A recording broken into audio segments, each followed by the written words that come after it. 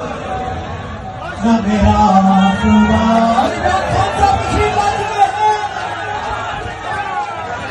जगह पर बैठे रहिए, अपनी जगह पर बैठे रहिए।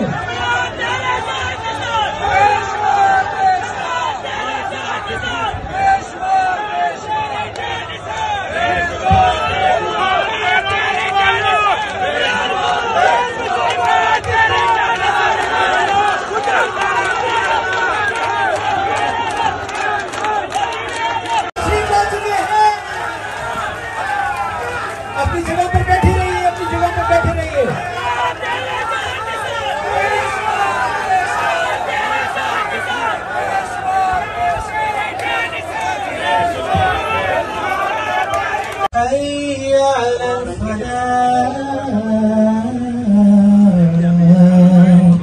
अल्लाहु अकबर, अल्लाहु अकबर।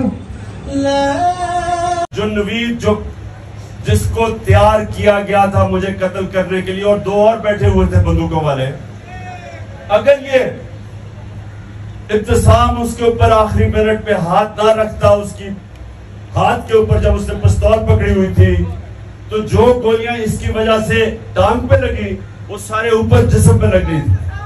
तो इस आदमी ने मेरी जान बचाई है, मेरी नहीं, और भी जितने सुनो और भी जितने ऊपर कंटेनर में 11 लोगों को गोलियां लगी, सारों को नीचे गोलियां लगी, क्योंकि इसकी हाथ की वजह से उसकी बंदूक नीचे गई और गोलियां हम सब के नीचे लगी।